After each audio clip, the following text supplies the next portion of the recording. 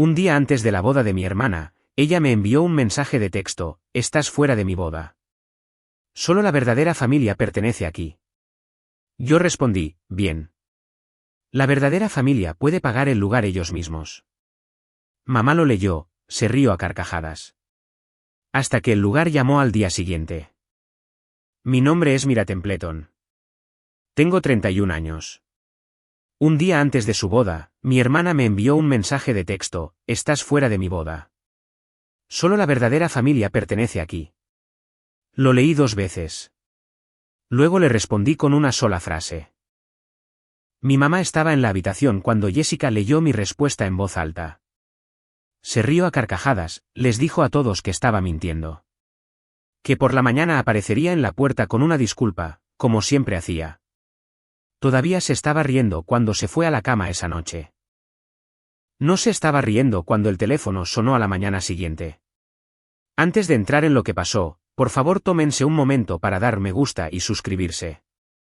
Y me encantaría que me dijeran desde dónde me están viendo, su ciudad, su zona horaria. Háganmelo saber en los comentarios. Ahora, permítanme llevarlos 3 meses atrás, al día en que entré a la oficina del prometido de mi hermana y vi algo que nunca se suponía que debía ver. Pero primero, un poco de contexto. Mi padre murió de cáncer de páncreas hace 8 años. Yo tenía 23 años. Jessica, mi hermana menor, acababa de cumplir 18. Y mi madre, Diane, se desmoronó de una manera que no pensé que fuera posible para alguien que solía dirigir la PTA con precisión militar. Dejó de ir a trabajar, dejó de abrir el correo, los pagos de la hipoteca se acumularon, 2 meses de atraso, luego 3. Recuerdo haber encontrado una pila de avisos de mora metidos dentro de una caja de cereal, como si pensara que esconderlos los haría desaparecer. Me había graduado 2 años antes con un título en contabilidad. Tenía un trabajo decente en una empresa de tamaño mediano en la ciudad. Nada glamuroso, pero estable. Y cuando vi esos avisos, no lo pensé 2 veces. Llamé al banco, configuré pagos automáticos desde mi cuenta, le dije a mi madre que yo me encargaría hasta que ella se recuperara. Ella nunca se recuperó. Ese primer año, pagué la hipoteca, los servicios públicos y los impuestos a la propiedad. Llevé a mi madre a terapia todos los martes.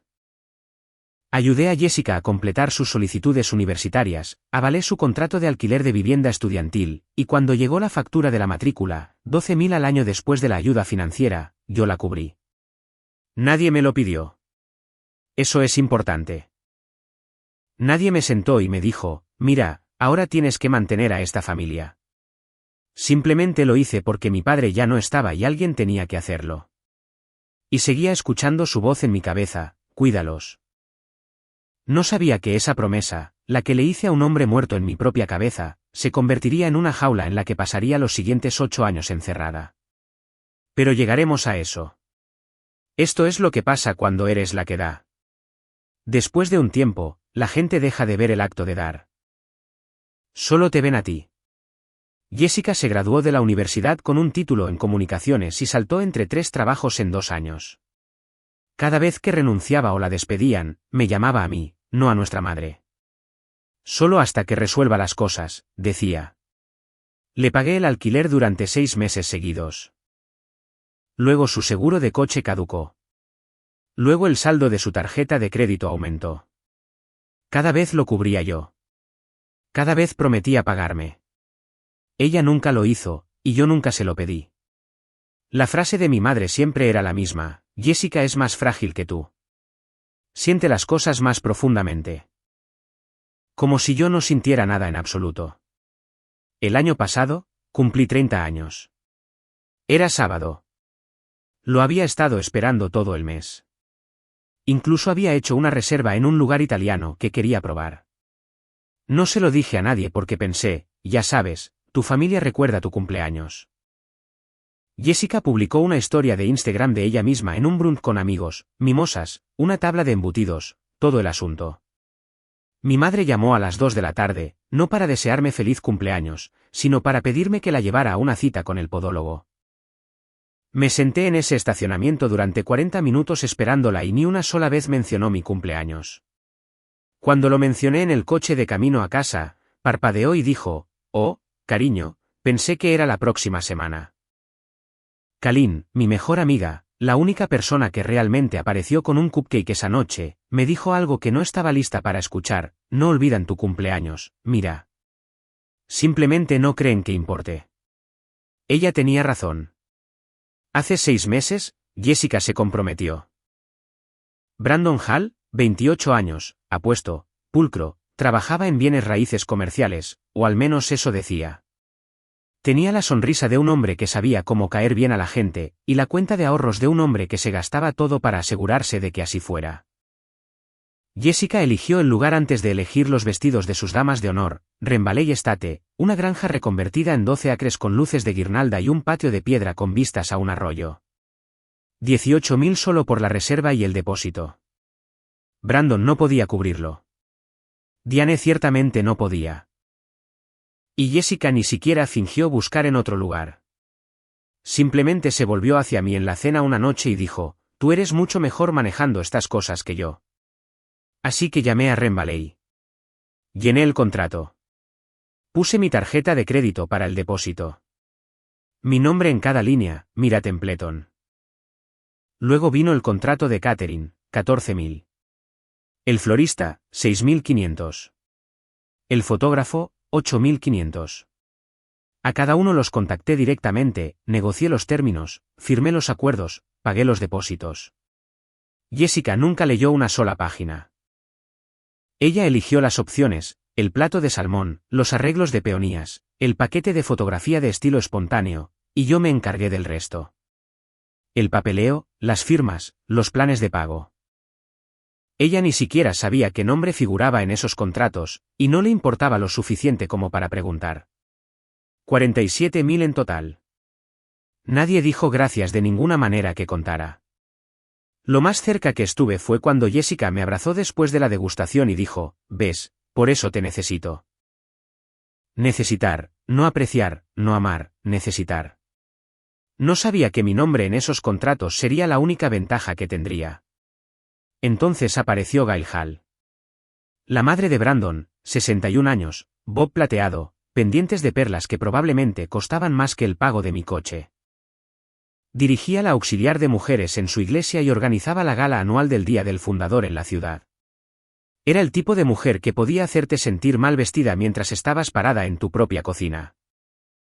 La conocí por primera vez en la reunión de planificación del bridal shower, que, por cierto, nadie me dijo que iba a ocurrir hasta que Kalin vio una foto en la historia privada de Jessica. Gail me miró al otro lado de la mesa y dijo: estás muy involucrada para ser una hermana. La mayoría de las novias prefieren que su madre tome la iniciativa. Miré a Diane, esperando que dijera algo.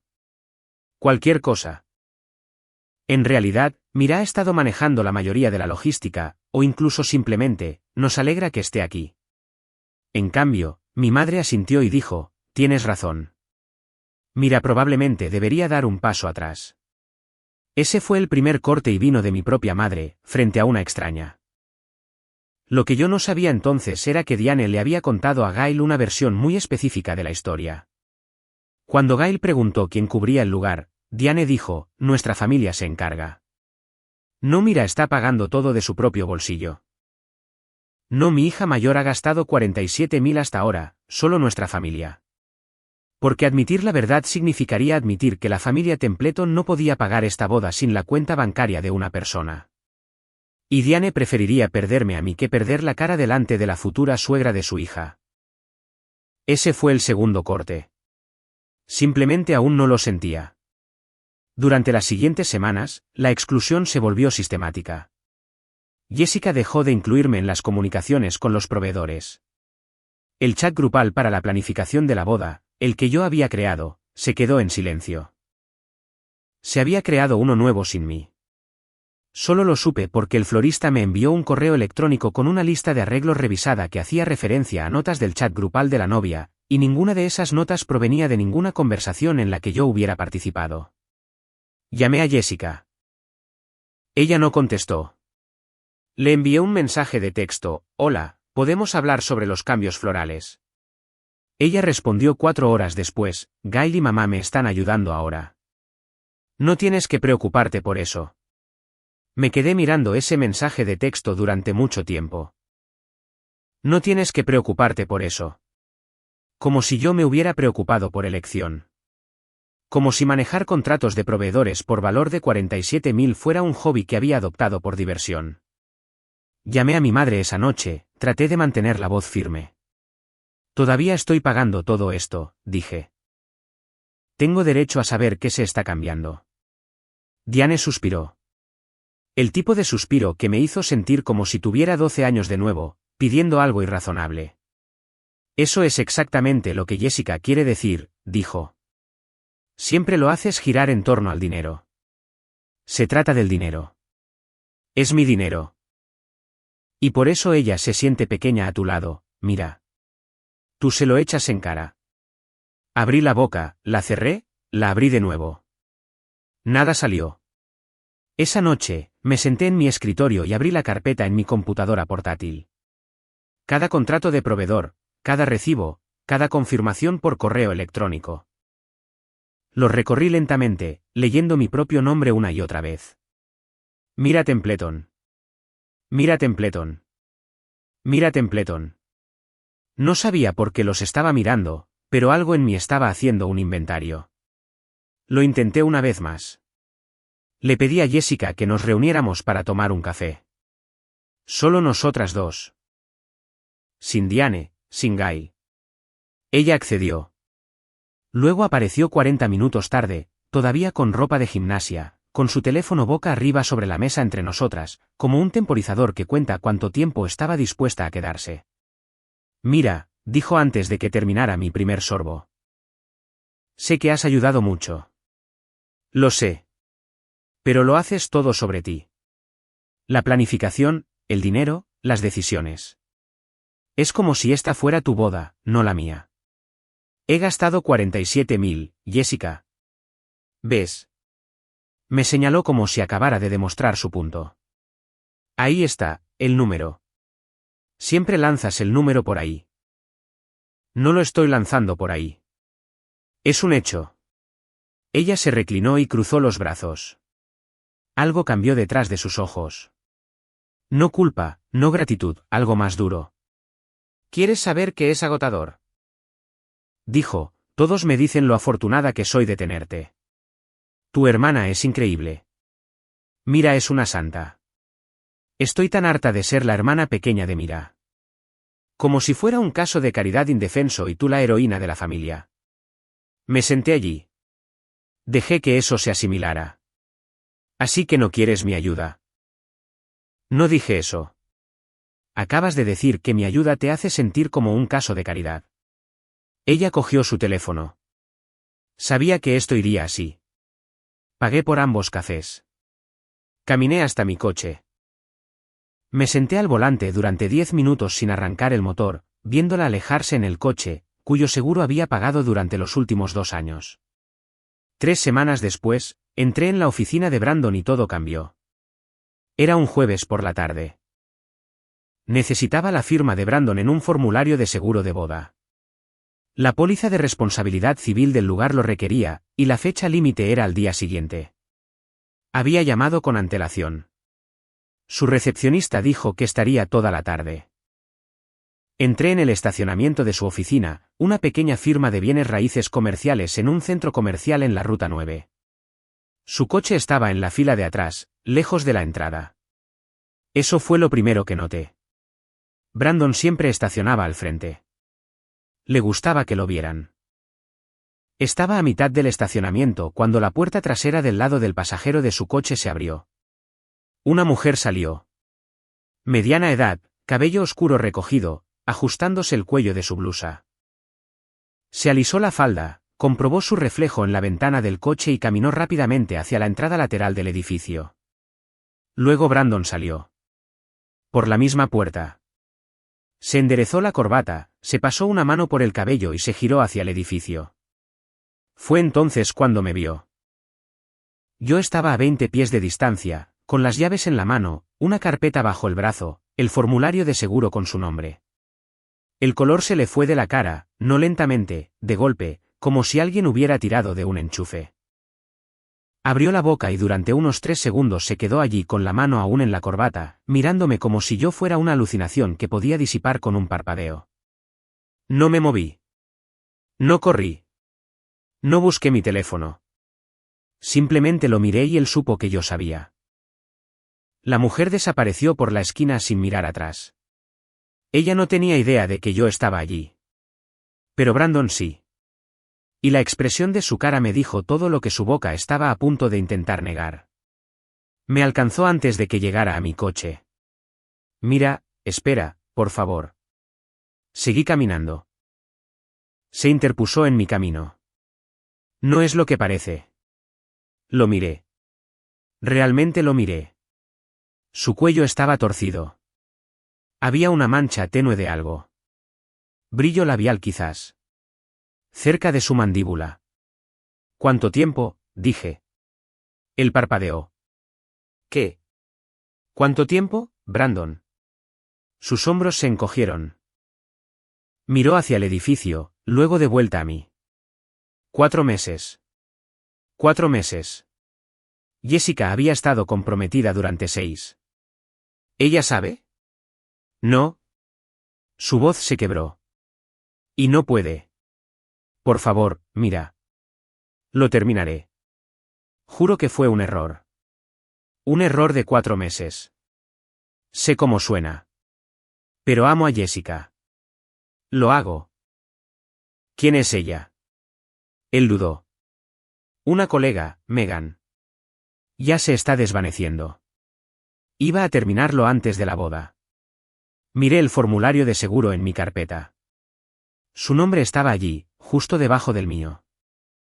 2 personas que se suponía que debían proteger a Jessica de pie en un estacionamiento, una sosteniendo la evidencia y la otra conteniendo la respiración. Tienes una semana, dije. ¿Una semana para qué? Para decírselo tú mismo o terminarlo tan limpiamente que ella nunca tenga que saberlo. Lo haré. ¿Lo prometo? No le creí. Pero también sabía lo que pasaría si se lo contaba a Jessica yo misma. Diane me llamaría celosa. Jessica diría que estaba tratando de sabotear su felicidad. Y perdería lo que quedaba de mi familia por una verdad que nadie estaba listo para escuchar. Así que me fui. Me subí a mi coche. Conduje a casa con el formulario de seguro sin firmar todavía en la carpeta. Me odié por ese silencio. Todavía lo hago. Se lo conté a Kalin esa noche. Nos sentamos en su porche trasero con una botella de vino que no toqué. Y le conté todo. El estacionamiento, la mujer, el cuello torcido, los 4 meses. Kalin no dudó. Díselo ahora. Si se lo digo, mi madre me culpará. Dirá que estoy celosa, que estoy tratando de arruinar la vida de Jessica porque no tengo una propia. Kalin dejó su vaso. ¿Y si no se lo dices y ella se entera más tarde de que lo sabías? ¿Eso qué te hace? Cómplice. ¿Exacto? Arrancaba la etiqueta de la botella de vino, la despegaba lentamente, tira a tira, como si pudiera retrasar lo suficiente la respuesta para que cambiara. Dijo que lo terminaría. Los hombres que engañan en estacionamientos no terminan las cosas. Mira, ella tenía razón. Sabía que tenía razón. Pero aquí está la parte difícil de explicar. No estaba protegiendo a Brandon. Estaba protegiendo a Jessica. Porque a pesar de todo, la exclusión, la ingratitud, él siempre lo hace sobre ti, ella seguía siendo mi hermana. Y todavía la recordaba a los 18, llorando en mi coche la noche que murió nuestro padre, agarrando mi manga como si yo fuera lo único sólido en el mundo. Así que tomé una decisión.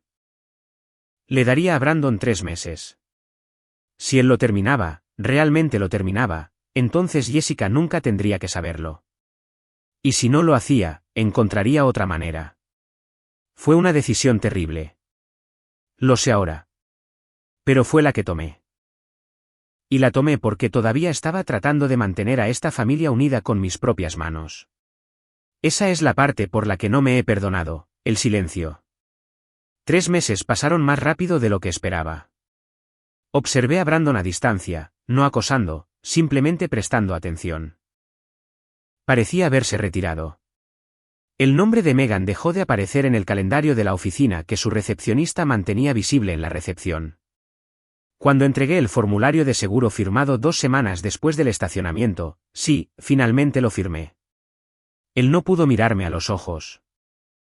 Simplemente tomó la carpeta, murmuró gracias, y cerró la puerta de su oficina. Lo tomé como un progreso. Quizás Kalin se equivocaba. Quizás la gente podía parar.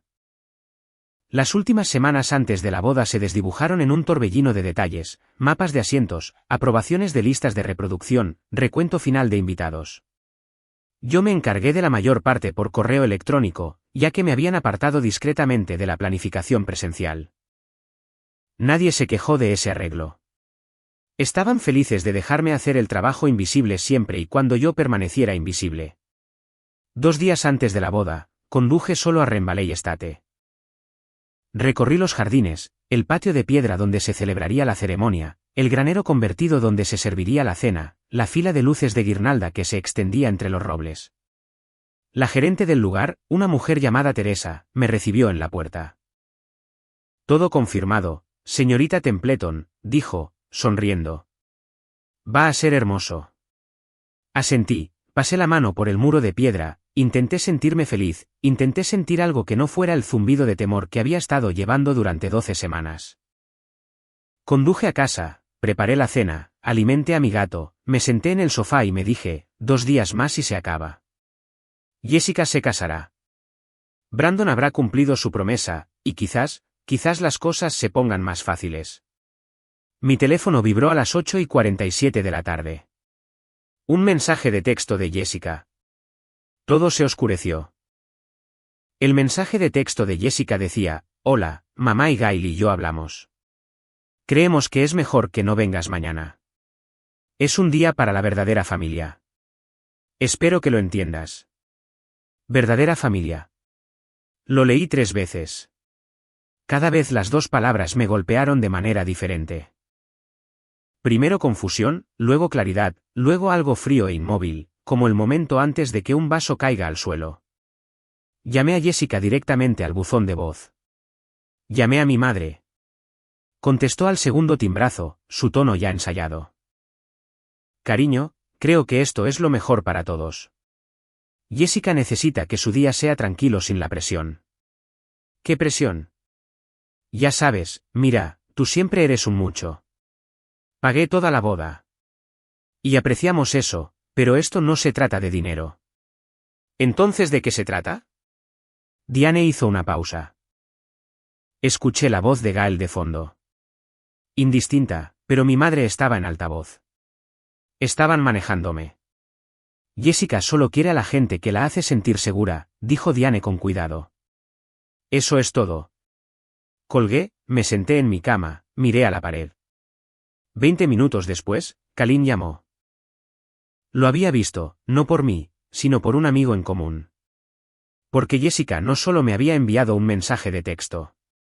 Había hecho una captura de pantalla de su propio mensaje y lo había publicado en el chat grupal de las damas de honor, del que yo había sido excluida meses atrás. Su pie de foto, finalmente lo hice. No más drama queen en mi boda. Las respuestas llegaron rápido. Hannah, su dama de honor. Orgullosa de ti, nena. Brianna, una amiga de la universidad. Se le pasará. Tyler, nuestro primo. Ya era hora. Para ser sincero. 8 personas. Emojis de risa. Un gif de alguien despidiéndose. Mi hermana había convertido mi exclusión en entretenimiento. Kalin seguía al teléfono. Podía oír su respiración, esperando que yo dijera algo. ¿Cuántas personas hay en ese chat?, pregunté. Al menos 10, quizás 12. Cerré los ojos. 12 personas. 12 personas viendo a mi hermana celebrar que me echaba de una boda que yo pagué. 12 personas que no pensaron en decir, espera, ¿no es Mira la que se encargó de todo esto? ¿Qué vas a hacer?, preguntó Kalin. Todavía no lo sé. Me senté allí durante 2 horas. No lloré. No tiré nada. Simplemente me senté en la oscuridad y dejé que 8 años de dar se reprodujeran como un carrete de momentos destacados que nadie pidió. Los pagos de la hipoteca, la matrícula, el alquiler, el seguro del coche, los 47.000, y ahora, al final de todo, un chat grupal lleno de emojis de risa. Luego cogí mi teléfono y escribí 5 palabras a Jessica: bien. La verdadera familia puede pagar el lugar ellos mismos. Le di a enviar. Dejé el teléfono. 3 minutos después, Kalin envió un mensaje de texto. Ella hizo una captura de pantalla de tu respuesta. Está en el chat grupal. El comentario de Jessica debajo de mi mensaje: Dios mío, qué audacia. Tyler, ella actúa como si fuera dueña de la boda, jajaja. Y luego Jessica escribió la frase que la seguiría durante el resto de esta historia: puede quedarse con su caridad. No la necesito. Puede quedarse con su caridad. Mi madre vio el hilo. Me envió un mensaje de texto aparte. Te estás avergonzando, mira. Vale. No respondí, pero abrí mi computadora portátil y abrí la carpeta. Cada contrato, cada recibo, cada acuerdo de proveedor con mi nombre en cada línea de firma. No me estaba avergonzando. Me estaba preparando. Apenas dormí.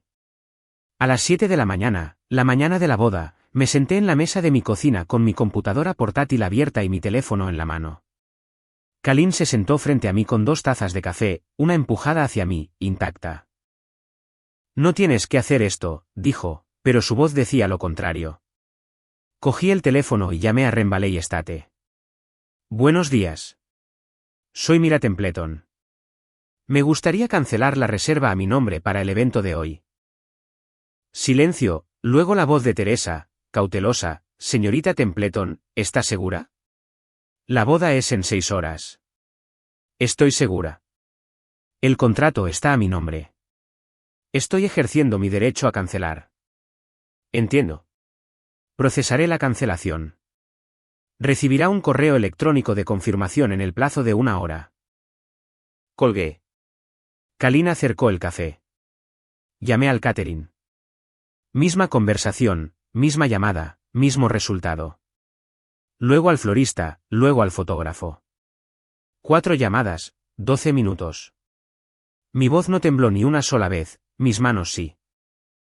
Las presioné planas contra la mesa entre llamadas, sintiendo la veta de la madera bajo mis dedos, tranquilizándome como un cirujano entre procedimientos. Kalin no dijo una palabra. Simplemente se sentó allí, sólida e inmóvil. Y cuando colgué el teléfono después de la última llamada, extendió la mano por la mesa y me apretó la muñeca una vez. Eso fue todo lo que necesité. 47.000 de la boda de Jessica desaparecidos en 12 minutos. No porque quisiera venganza, sino porque cada uno de esos contratos tenía mi nombre, y a la persona cuyo nombre figuraba en ellos le habían dicho que no era familia. Miré los correos electrónicos de confirmación a medida que llegaban, uno tras otro, y luego apagué mi teléfono porque sabía lo que vendría después. Permítanme hacer una pausa aquí por un segundo. Si alguna vez has sido la persona que lo mantiene todo unido, pagando las facturas, manteniendo la paz, absorbiendo la culpa, y luego un día te dicen que ni siquiera perteneces, quiero escuchar tu historia. Déjala en los comentarios.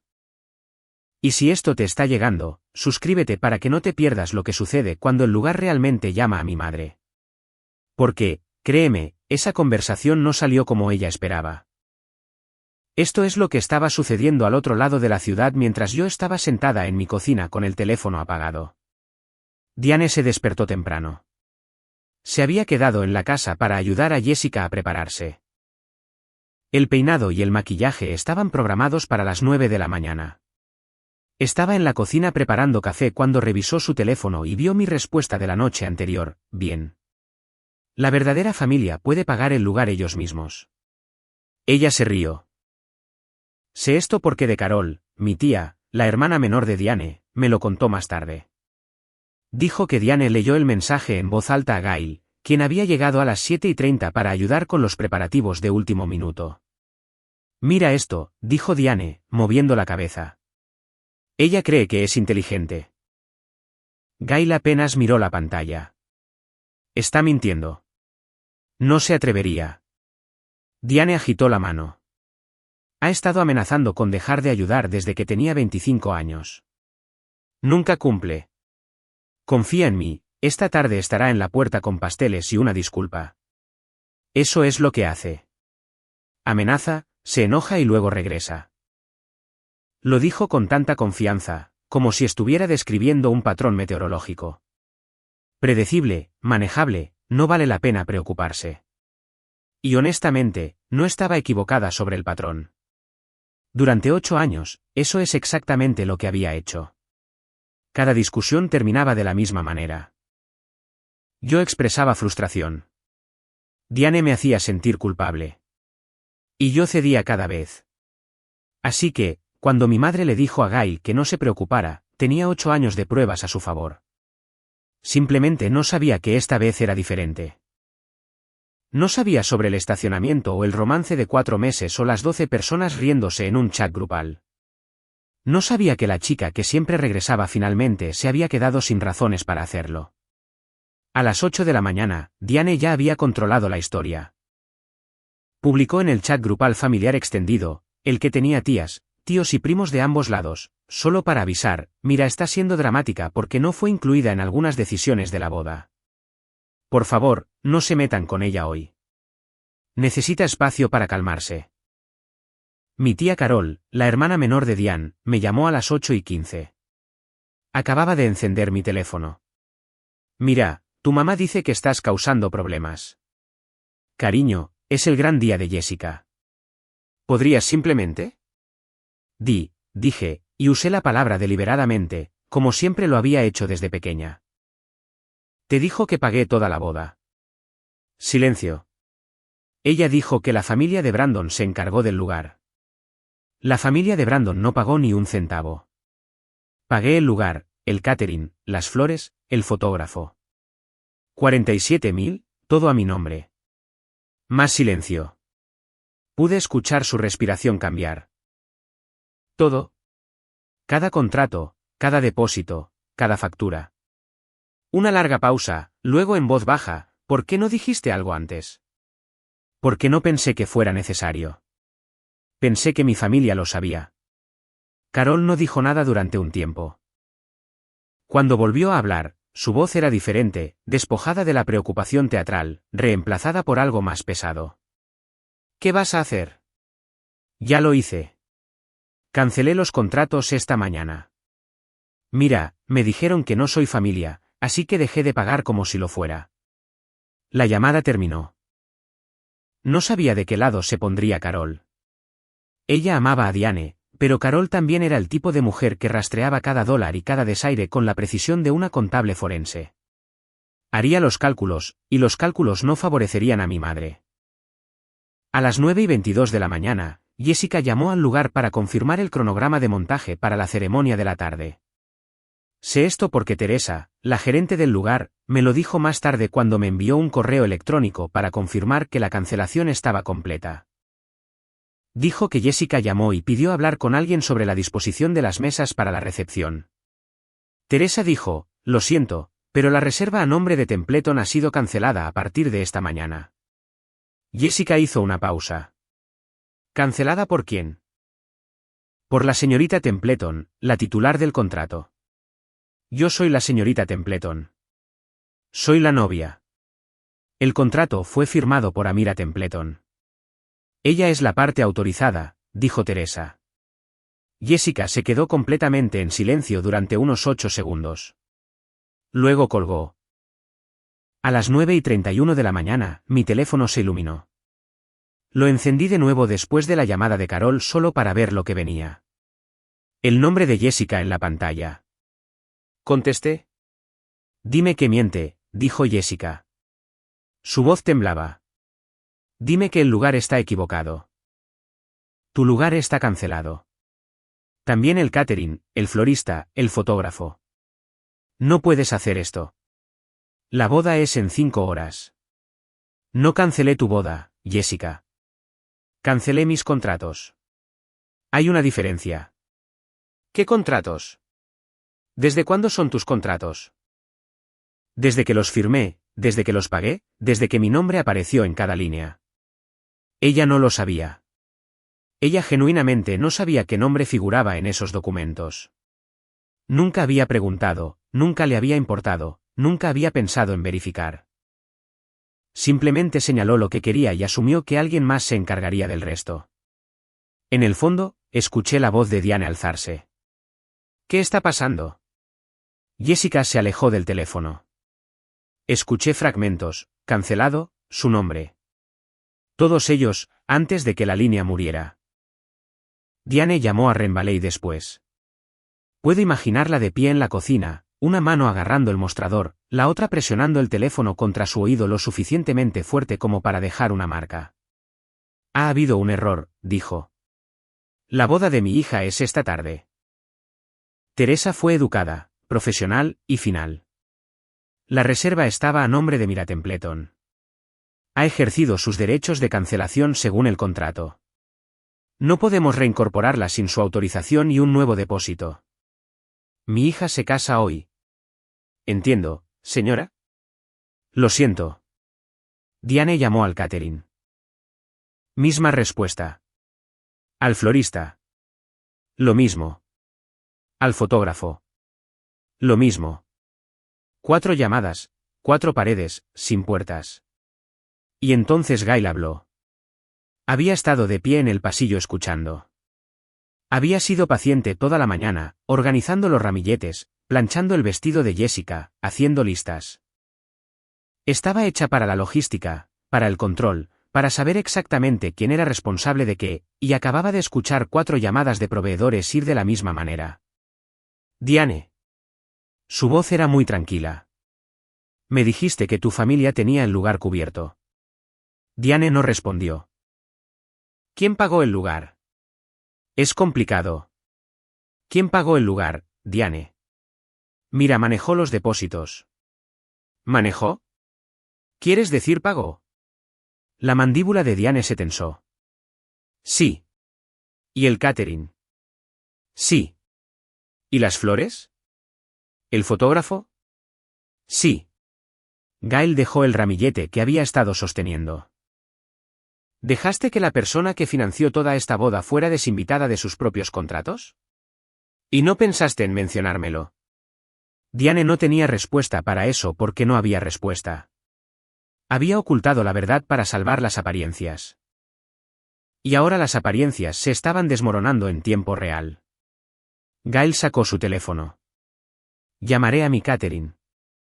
Haremos esto en el patio trasero de tu casa. Nadie discutió. No quedaba nada que discutir. Los detalles los escuché de segunda mano. Kalin tenía una amiga, Dana, que estaba en la lista de invitados de Jessica. Dana le enviaba mensajes de texto a Kalin con actualizaciones durante toda la mañana, como una corresponsal de campo informando desde una zona de desastre. A las 10:14 de la mañana, acabo de recibir un mensaje de la novia. El lugar ha cambiado a la casa de su mamá. ¿Qué está pasando? 10:38 de la mañana, la mamá de Brandon está dando órdenes a todo el mundo. Alguien está montando sillas plegables en el patio trasero.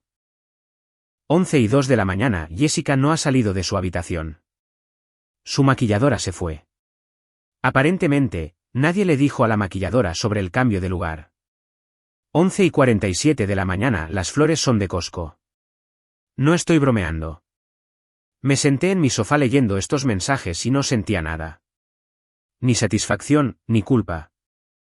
Solo una planicie que llega cuando has cargado un peso durante 8 años y de repente se ha ido y tu cuerpo no sabe qué hacer con todo ese espacio vacío. Kalin vino. No dijo mucho. Se sentó a mi lado y revisó las actualizaciones de Dana y de vez en cuando me miraba como si estuviera buscando grietas. ¿Estás bien?, preguntó al mediodía. Creo que sí. ¿Hiciste lo correcto? Sé que no fui. Por supuesto que no fui, pero podía imaginarlo. El patio trasero de Diane, un terreno de 1/4 de acre con un columpio oxidado de nuestra infancia todavía en una esquina. Sillas de plástico blancas prestadas de la iglesia. Mesas plegables con manteles que no llegaban del todo a los bordes. Un altavoz Bluetooth en la barandilla del porche reproduciendo una lista de Spotify en lugar del cuarteto de cuerda que Jessica había elegido hacía 6 meses. Y Guy. Gail de pie en medio de todo, con la boca tensa, viendo a su hijo casarse en un entorno que no coincidía con ninguna de las invitaciones que había enviado. Las invitaciones que decían Rembaley Estate. Los invitados empezaron a llegar a la 1 de la tarde. Dana seguía enviando mensajes. La mayoría se quedaba en la entrada unos segundos de más, mirando la invitación en su mano, luego la casa, luego de nuevo la invitación. La desconexión fue inmediata. Les habían dicho Rembaley Estate, y estaban de pie frente a una colonial con revestimiento de vinilo y una manguera de jardín enrollada junto al porche. ¿Qué pasó con el lugar?, alguien le preguntó a Diane en la puerta. Cambio de planes, dijo Diane con una sonrisa que parecía clavada. Queríamos algo más íntimo. Pero la historia no se sostuvo. No podía. No con 60 personas susurrando. La tía Carol llegó a la 1:15. Encontró a su marido Rick junto a la mesa de postres, que en realidad era una mesa de cartas con un pastel de hoja de Walmart y un tazón de mentas, y le contó todo. ¿Quién pagó? ¿Cuánto? ¿Por qué se canceló el lugar? Rick se lo contó a su hermano. Su hermano se lo contó a su esposa. Su esposa se lo contó a la mujer sentada a su lado, que resultó ser la compañera de cuarto de Jessica en la universidad. A la 1:45, la mayoría de los invitados lo sabían. Y entonces alguien, Dana no alcanzó a ver quién, repitió la frase de Jessica del chat grupal, la que había sido capturada en pantalla y compartida y de la que se habían reído la noche anterior: puede quedarse con su caridad. No la necesito. La frase se extendió entre la multitud como una piedra lanzada en aguas poco profundas. La gente miró las sillas de plástico, las flores de Costco, el altavoz Bluetooth crepitando una canción de amor. Miraron los platos para compartir que llenaban el mostrador de la cocina, las cazuelas y las ollas de cocción lenta y una bandeja de rollitos de supermercado. Puede quedarse con su caridad. Cada silla plegable en ese patio trasero era una prueba de lo mucho que Jessica necesitaba exactamente eso. La ceremonia se celebró a las 2 de la tarde, corta. Un oficiante local al que Gail había llamado esa mañana. Jessica caminó por una tira de tela blanca tendida sobre la hierba, sosteniendo un ramo de hortensias todavía envuelto en celofán de Costco en los tallos. Diane caminó a su lado, con la barbilla en alto, los ojos fijos al frente, negándose a mirar a nadie en las sillas plegables. Intercambiaron sus votos. Brandon sonrió como siempre sonreía. Amplia, practicada, diseñada para una audiencia. La voz de Jessica se quebró 2 veces. Lo superó. Luego vino la recepción, tal como fue. Las mesas se instalaron bajo un dosel desplegable que el amigo de Brandon había traído de su garaje. La empresa de catering de Guy había logrado preparar bandejas de sándwiches y una exhibición de frutas con solo 4 horas de antelación. El altavoz Bluetooth reproducía Ed Sheeran en modo aleatorio. La gente comió, la gente bebió. La gente se esforzó mucho por actuar como si esto fuera normal. Eran las 3:15 cuando sucedió. Mesa 3, lado de Brandon. Una mujer llamada Karen, una de las compañeras de trabajo de Brandon, invitada porque había ayudado a cerrar un trato para la firma el último trimestre, estaba en su segunda copa de vino. Estaba hablando con 2 de los amigos de Brandon de la universidad, y la conversación había derivado en chismes de oficina, como sucede cuando la gente está aburrida y la comida es mediocre. No puedo creer que realmente lo haya hecho, dijo Karen, señalando a Brandon con su copa de vino. Después de todo lo de Megan en la oficina. Uno de los amigos frunció el ceño. ¿Qué quieres decir? Karen hizo una pausa, miró sus caras, se dio cuenta lentamente de que lo que sabía no era de conocimiento común fuera del edificio. Espera, dijo. ¿Ustedes no sabían lo de Megan?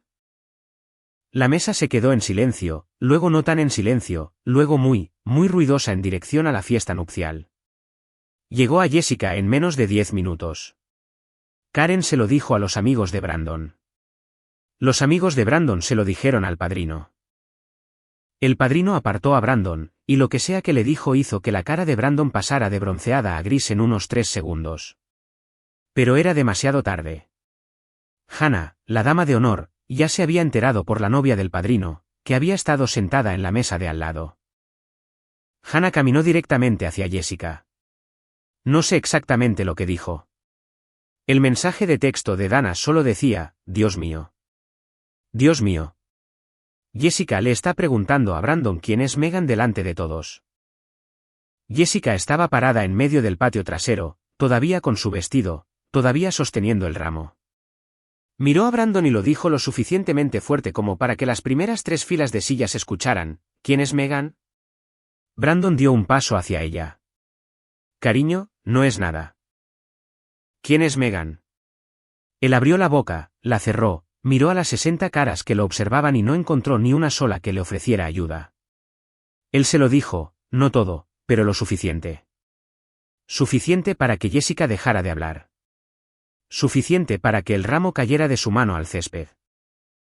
Suficiente para que se sentara en la silla de plástico blanco más cercana y mirara el suelo como si intentara leer algo escrito en la tierra. Gail se movió primero. Cruzó el patio, agarró el brazo de Brandon y lo llevó hacia la entrada. «Nos vamos ahora». Él no se resistió. Diane se quedó junto a la mesa del pastel, una mano en el borde, mirando el pastel de lámina de Walmart como si pudiera contener instrucciones sobre qué hacer a continuación. Los invitados se fueron en grupos, despedidas silenciosas, ojos desviados. La tía Carol dobló los manteles sin mirar a Diane.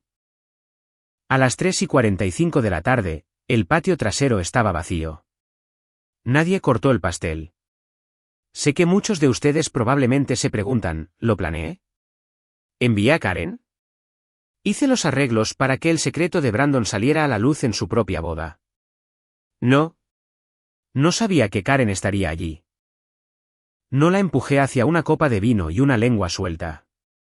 Simplemente dejé de proteger un secreto que nunca fue mío. A veces, cuando das un paso atrás, la verdad encuentra su propio camino a la superficie. Si eso te llega, si alguna vez has guardado la mentira de otra persona para protegerla, suscríbete y comparte esta historia porque el final no es lo que crees.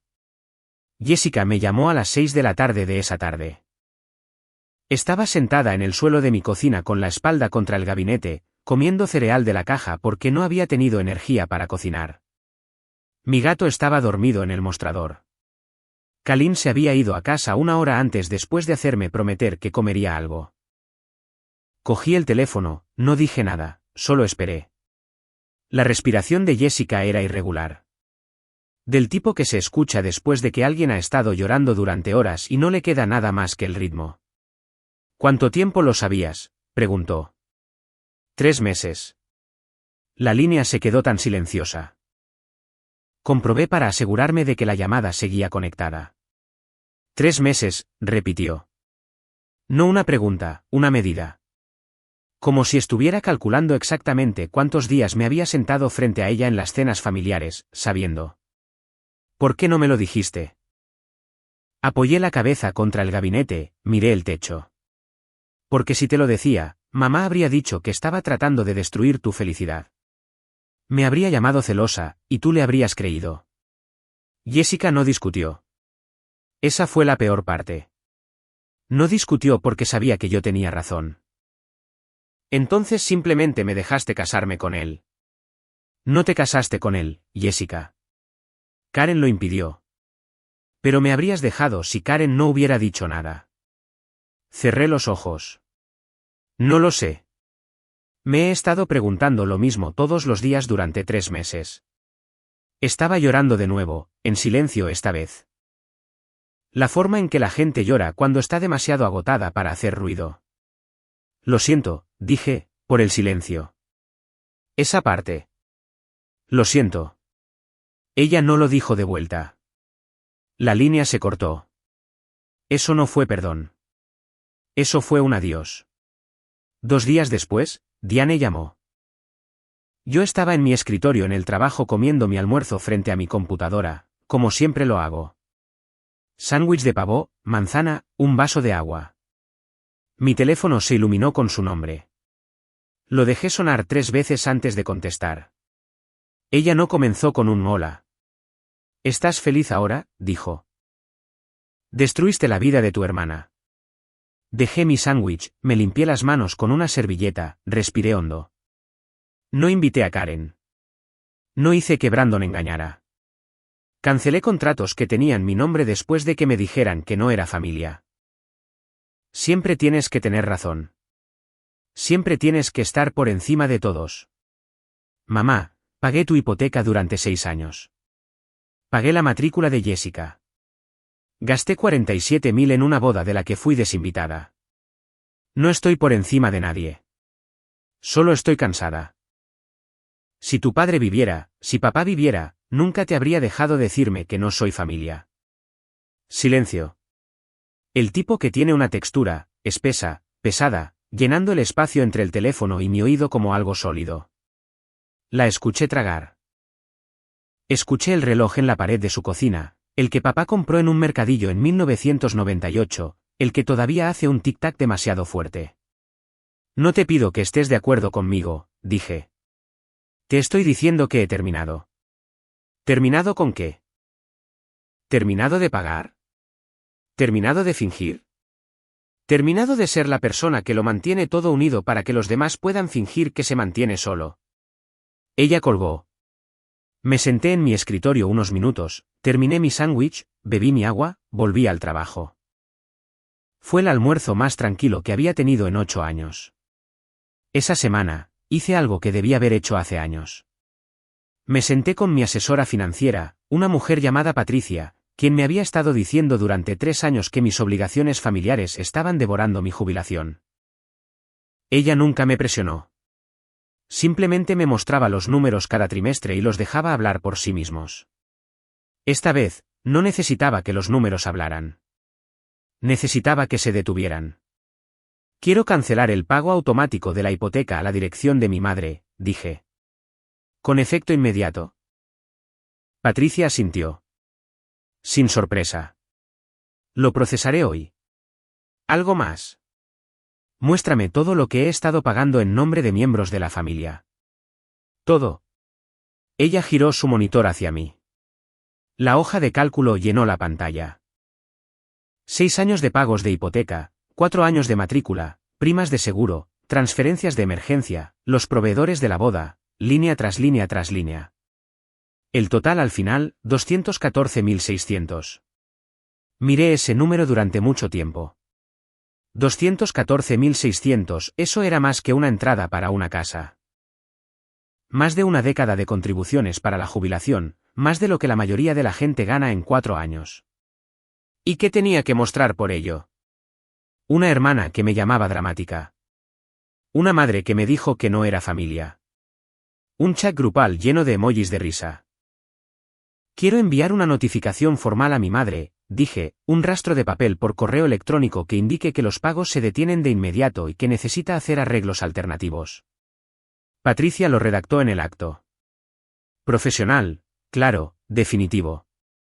Lo firmé. Ella lo envió. Kalin me encontró para cenar esa noche. Me preguntó cómo me sentía. Como si acabara de soltar algo pesado, dije. Y mis brazos aún no saben qué hacer. Ella levantó su vaso.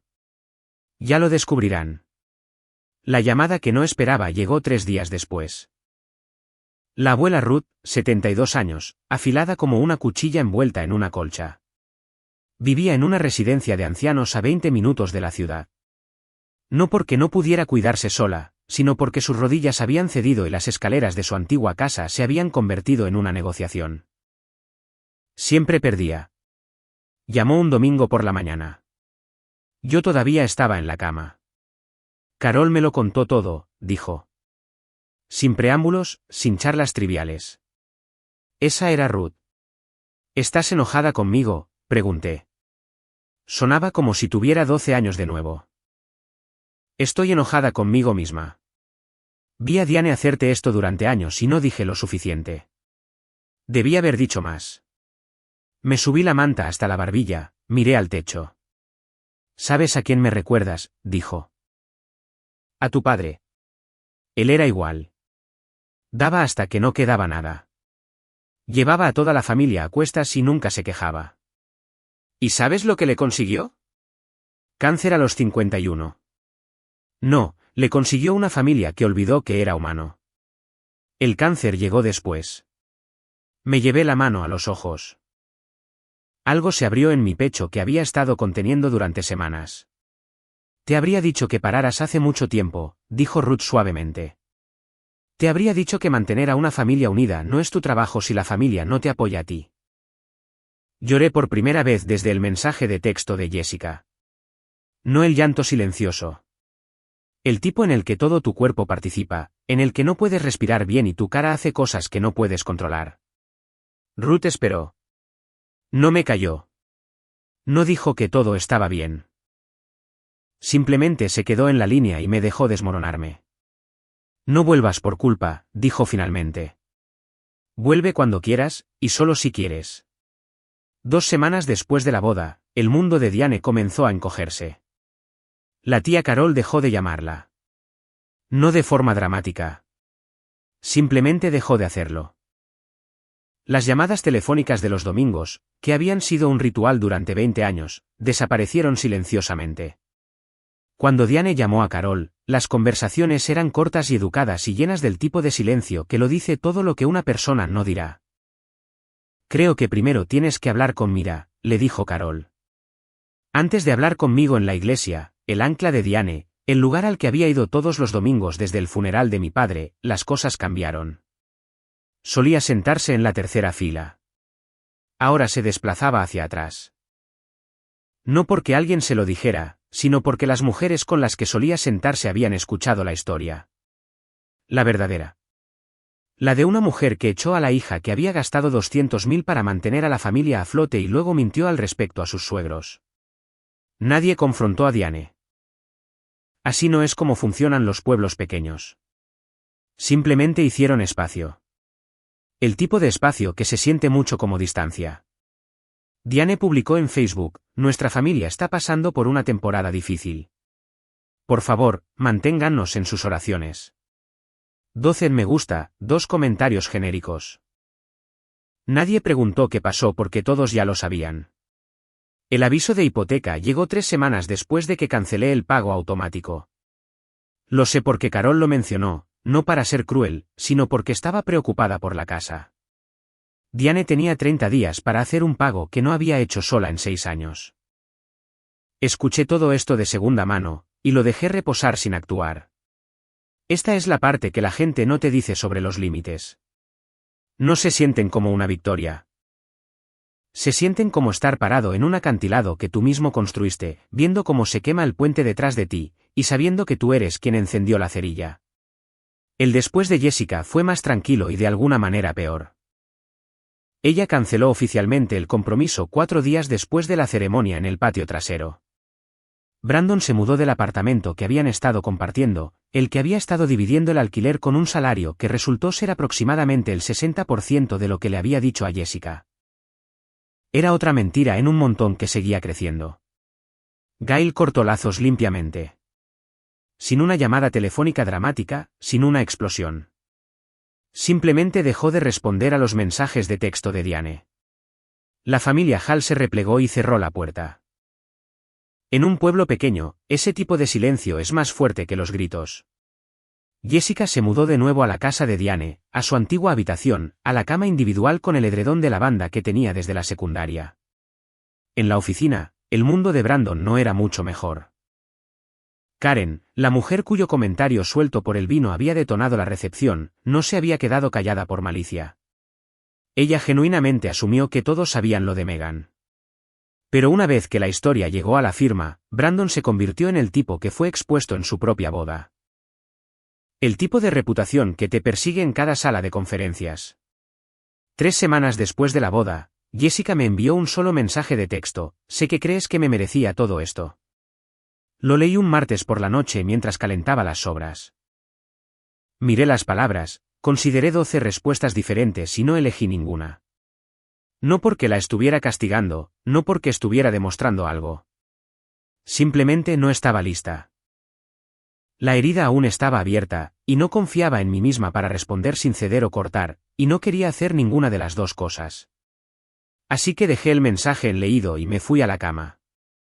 Algunas conversaciones necesitan silencio antes de poder contener palabras. Un mes después de la boda, me ascendieron. Gerente senior. Vino con una oficina en la esquina, un aumento modesto, lo que es más importante, el reconocimiento de que había estado haciendo el trabajo durante 2 años sin el título. Mi jefe dijo algo durante el anuncio que se me quedó grabado: Mira, cumple consistentemente, y nunca pide crédito. Casi me reí. Por supuesto, no pedí crédito. Me habían enseñado a no hacerlo, pero el ascenso no fue el verdadero cambio. El verdadero cambio fue más silencioso. Por primera vez en 8 años, no estaba presupuestando en torno a la crisis de otra persona, sin transferencias de emergencia, sin cheques, solo esta vez, sin pagos automáticos que se desangraban de mi cuenta para cubrir la vida de otra persona. Mi asesora financiera me envió un extracto trimestral y miré el saldo como si perteneciera a un extraño. Me mudé de apartamento, encontré un apartamento de una habitación más cerca de la residencia de Ruth, 10 minutos en lugar de 30. Nada lujoso, pero tenía un pequeño balcón y luz matutina y suficiente espacio para que mi gato se sentara en un rayo de sol, lo que me pareció un lujo. Los fines de semana, visitaba a Ruth. Comíamos pastel, a ella le gustaba el de cereza, a mí el de nuez, y veíamos reposiciones de Jeopardy. Ella le gritaba a la televisión cuando los concursantes perdían preguntas fáciles, y yo le rellenaba el té. Y durante esas 2 horas, el mundo se sentía manejable. Empecé a ir a terapia, con una mujer llamada Doctora Adler, de unos 50 años, con gafas de lectura en una cadena. En la primera sesión, me hizo una pregunta que no pude responder: si dejaras de dar, ¿quién eres? La miré fijamente. No lo sé, dije.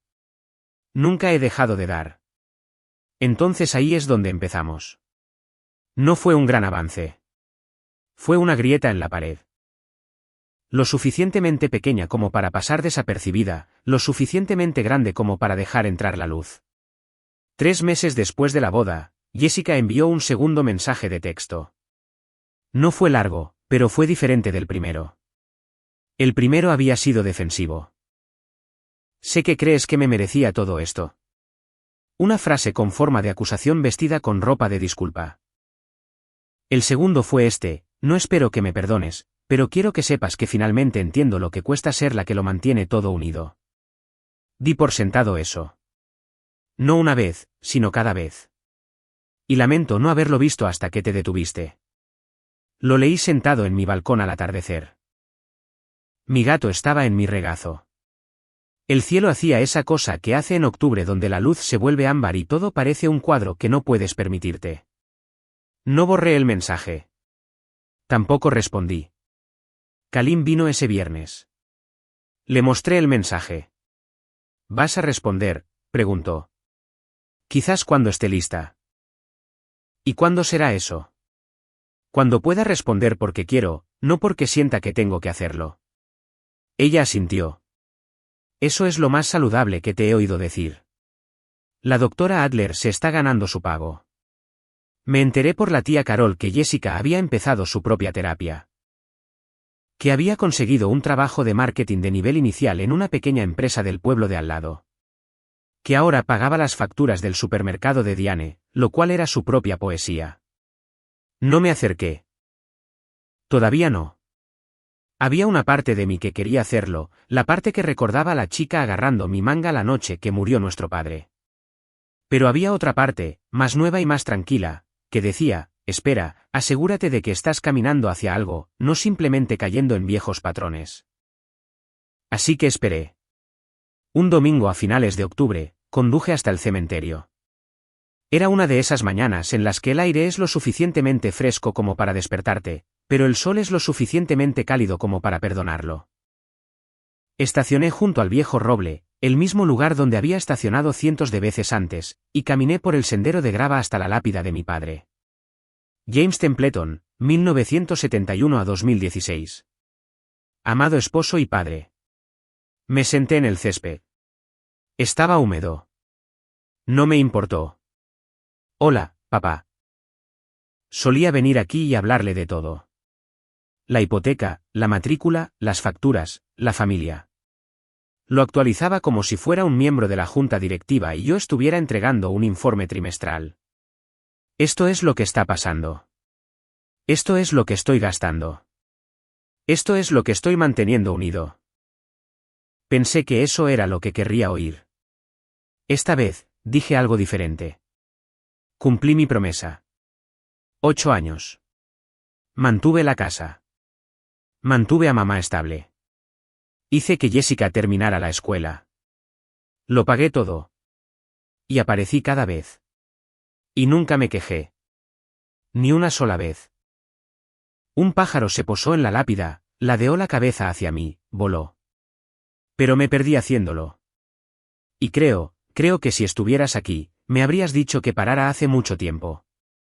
Habrías dicho, ya basta, hija. Cuídate ahora. Me senté allí durante 10 minutos sin decir nada más, solo respirando. Solo estando en un lugar que solía hacerme sentir culpable y ahora, por primera vez, me hacía sentir en paz. Me levanté, toqué la parte superior de la lápida. Cumplí tu promesa, papá, pero ahora me hago una nueva a mí misma. Caminé de regreso a mi coche. No lloré. Simplemente conduje a casa. La gente me pregunta si me arrepiento. La pregunta suele venir en dos partes. La primera, ¿me arrepiento de los proveedores de la boda? Esa es fácil. No, esos contratos tenían mi nombre. Pagué cada dólar. Me dijeron que no era familia. Actué en consecuencia. No arruiné la boda. Quité lo que era mío. El resto se desmoronó por sí solo. La segunda pregunta es más difícil. ¿Me arrepiento de haber guardado el secreto de Brandon durante 3 meses? Todos los días. Debería habérselo dicho a Jessica en el momento en que lo vi en ese estacionamiento. Debería haber entrado en la cocina de Diane y haberlo puesto sobre la mesa como una factura vencida. No lo hice porque todavía estaba tratando de proteger a alguien que no quería mi protección. Y ese silencio, esos 3 meses de tragar una verdad que no tenía derecho a llevar, es lo único que cambiaría si pudiera. Pero esto es lo que he aprendido. Sentada en la oficina de la doctora Adler todos los jueves a las 4 de la tarde, no puedes proteger a alguien de la verdad. Y no le debes a nadie tu sacrificio si no te consideran digno de ser conservado. Establecer un límite no es venganza. No es crueldad. No es egoísmo. Es el momento en que dices en voz alta o en tu propia cabeza, existo. ¿Importo? Y me elijo a mí mismo. No porque no los ame, sino porque amarlos me estaba matando, y nadie se dio cuenta. Solía pensar que los límites eran muros. Algo que construyes para mantener a la gente fuera. Pero no son muros. Son puertas. Y por primera vez en 31 años, aprendí que yo elijo quién entra. No mi madre, no mi hermana, no el fantasma de una promesa que le hice a un hombre muerto en mi propia cabeza. Yo. 6 meses después, estoy sentada en mi apartamento un jueves por la noche. Hay pasta en la estufa. Nada complicado, solo ajo y aceite de oliva y lo que quedaba en el refrigerador. Mi gato está en el mostrador otra vez, lo que he dejado de pretender que me importa. La puerta del balcón está abierta y entra el aire de noviembre. Y tengo la vieja lista de reproducción de mi padre en modo aleatorio. Springsteen, Tom Petty, esa canción de Fleetwood Mac que solía poner en los viajes por carretera. Diane no ha llamado. Ya no lo espero. Refinanció la casa. Carol la ayudó a encontrar un corredor. El pago mensual es más alto ahora, pero es suyo. Su nombre, su responsabilidad. Escuché que lo está manejando. No prosperando, pero manejando. Esa solía ser mi palabra. Jessica está trabajando, pagando su propio alquiler por primera vez, yendo a terapia.